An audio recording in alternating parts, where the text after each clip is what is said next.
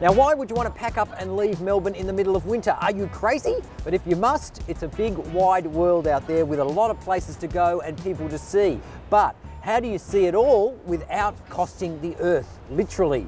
Well, here at Ecotopia, we thought we'd put together our green guide to sustainable travel. Now, when it comes to travel, your flights are public enemy #1. According to the Australian Academy of Science, just one return trip between Sydney and London produces around 5.7 tonnes of carbon dioxide per person. That's about what the average Australian produces from their combined car and electricity emissions for a whole year. Now, the commercial use of biofuel on flights is still some time away, and there's a lot of debate about whether it's even beneficial to the environment. So presently, the only way to counter your emissions is to offset them. So we've decided to find out just how many people chose to fly carbon neutral today. Now, where did you fly in from? Launceston. Did you decide to offset the carbon emissions from your flight today? No, I didn't. Not really. I don't have enough information about it, probably. Well, I must admit, I didn't actually have much say in it. It was all paid through work. Oh, okay. So how are you going? Good, thanks. Where are you flying to today? Karatha. Karatha. Awesome. Now, did you choose to fly carbon neutral with this flight? No. No? No. Did you know that you could? No. No. Why didn't you do that? Didn't give me the option. I don't like No, No, why not? I just didn't think about it. I have done it in the past. Okay, great. Yeah, this particular time I think I was, had to do me nice and quick, so I had to check. So thanks to that highly in-depth piece of research, it's pretty clear that more people could take up the option to offset their emissions. Now, when it comes to choosing green accommodation, you can rest easy because more and more eco-friendly options are popping up. Now, Melbourne's Alto Hotel is leading the way as Australia's first carbon neutral hotel, and we are here to find out more.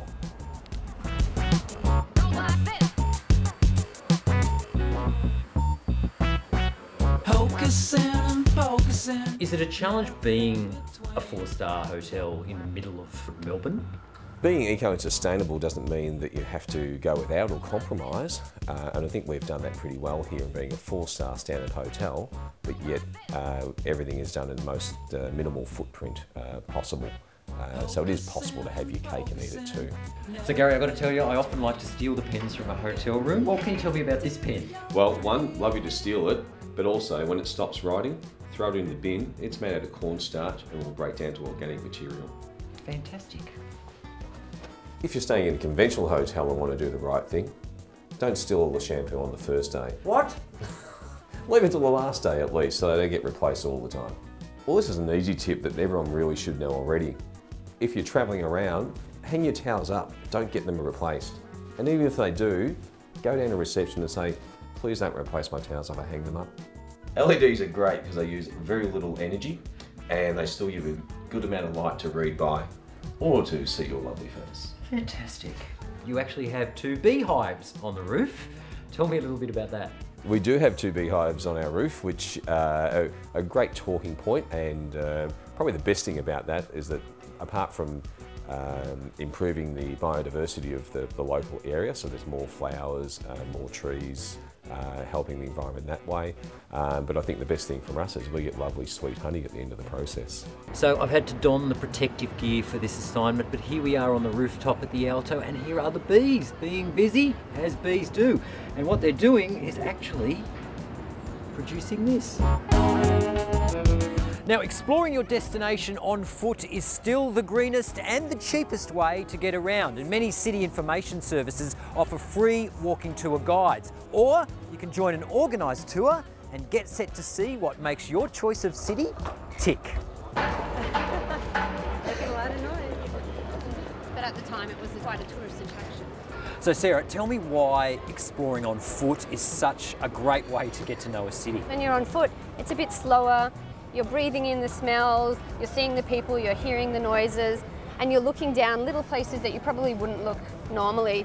And you stop and you look up at buildings. I think, you know, when you're running around in a car or on a tram or on a bus, you're just kind of seeing the lower eye line. Tell us a little bit about that building behind you there.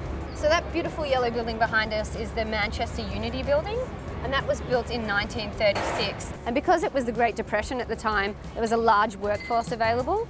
So that building actually went up really quickly. Each floor was 1 week at a time. That's amazing. You know what? It looks like something straight out of Batman. Absolutely, yeah. It does have that gothic feel to it.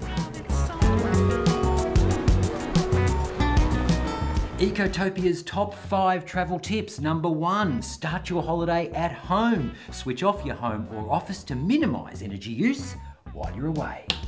Number 2, go paperless with eDocs on your smartphone. Don't forget, this only works if your phone is charged, so don't forget your charger. Number 3, pack light. Take carry-on luggage only if you can get away with it. You'll minimise your carbon footprint and you'll get a few extra minutes holiday while you're not waiting at the baggage carousel. Number 4, pack a reusable water bottle. It's simple but incredibly effective. If you can drink the water, fill it up straight from the tap. Otherwise, boil it up overnight to kill off any of those nasties. Tip number 5, share the love. Swap or recycle your old guidebooks. There you go, Gary. Thanks, Adam. Happy holidays.